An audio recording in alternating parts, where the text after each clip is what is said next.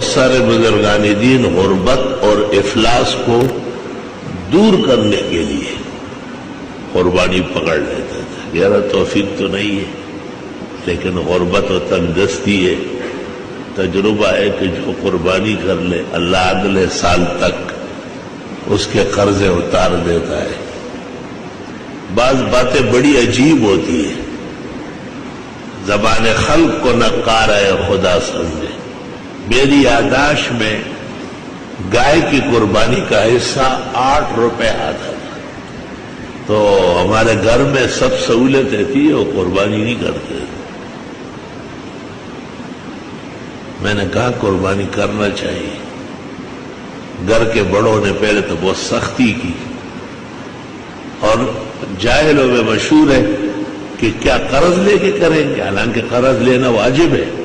زکوٰۃ کے لیے بھی قرض لیں گے